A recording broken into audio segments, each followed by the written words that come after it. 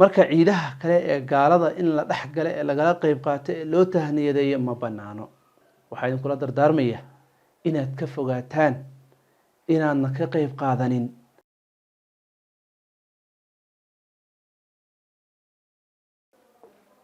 الحمد لله رب العالمين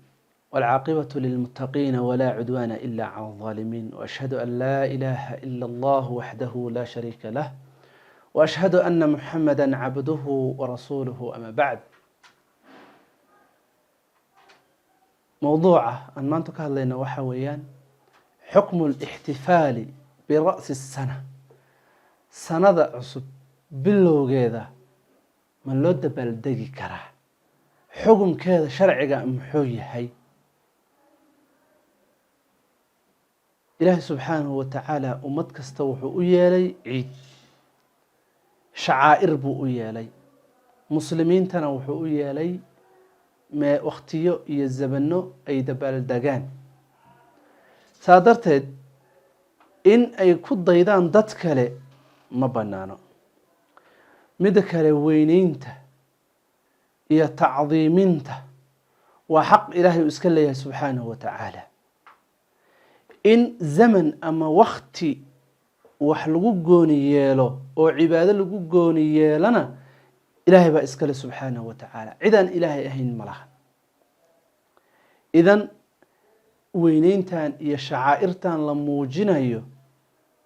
waa tacdiim marka koobaad ilaahay baana iskale cidaan ilaahay ahayn looma samayn karo in waqtiga lagu khaas yeelo oo lagu beegsado oo lagu aadiyana ayadana waa xaq ilaahay uu leeyahay subxaanahu wa tacaala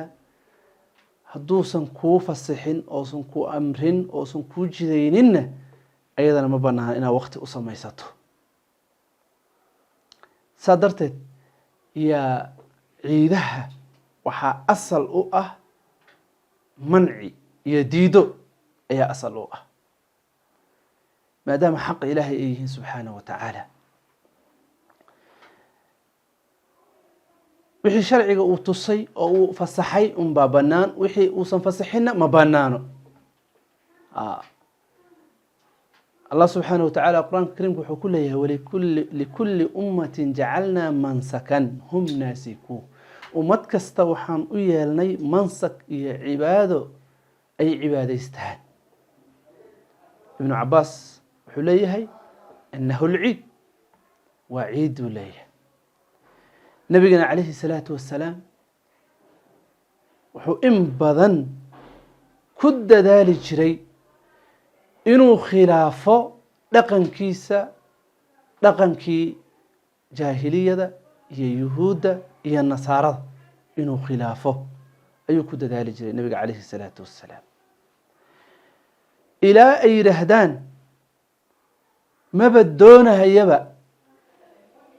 inuu ka tago shay arrimahanaga ka mid a ilaa khaalafanaa fiih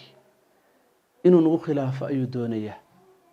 shay kasta inuu nagu khilaafo doonayaa sidaasuu nabiga calayhi salaatu wassalaam u khilaafi jiray acyaadooda iyo dhaqamadooda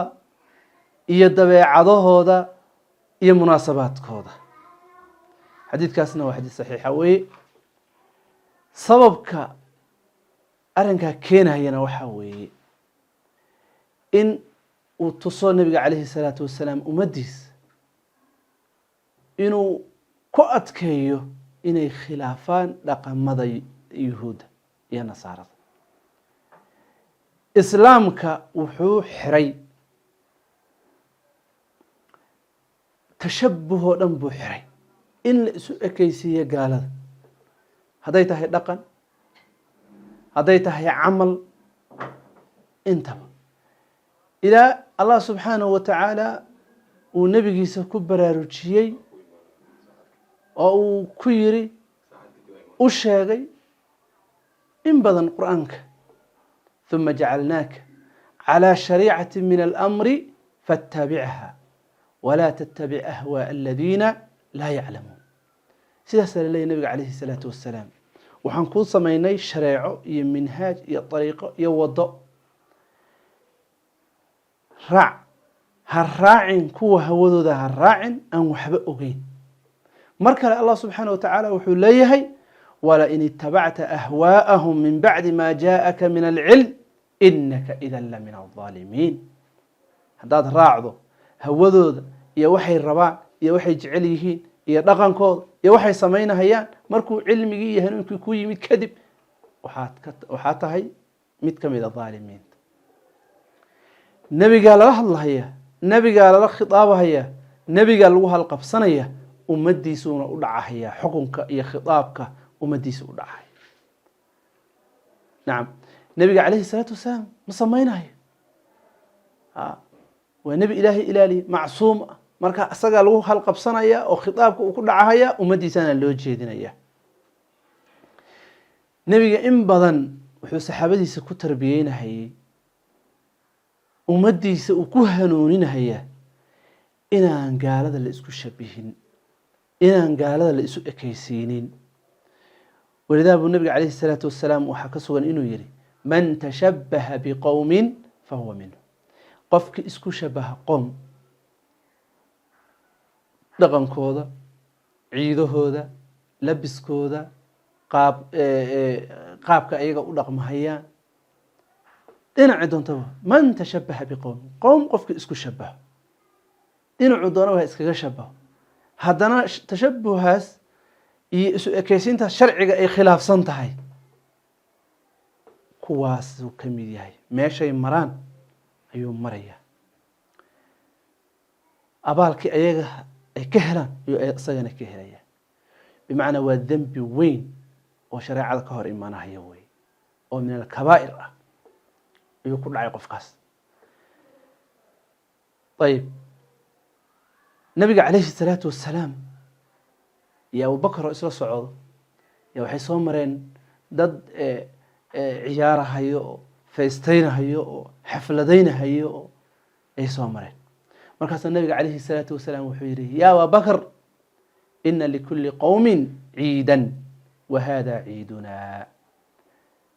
ومتكست وحي لا هي دبالدك تن يعني حديث كود راقبتي صار وحي هي انت أنا هتنا قصص أبو بكر ومتكست عيد بيلا هي تن وعيدنا ما أنت وكلوان لو أقولي هي دبالدك فرحد إيو رين إيو إسو همبليين إيو إسو تهنيدين وينو بنانت وأنا لودي مالين وإلهي سبحانه وتعالى وأمدي سأدورتي ويوم عرفة إيو يوم النحر إيو أيام تشريقي إيو كواسوي وأيام أكل وشرب وذكر الله سبحانه وتعالى وي marka ciidaha kale ee gaalada in la dhax gale ee laga qayb qaato loo tahniyadeeyo ma banaano sadarteed waxa idin kula dardaarmaya inaad ka fogaataan inaadna ka qayb qaadanin in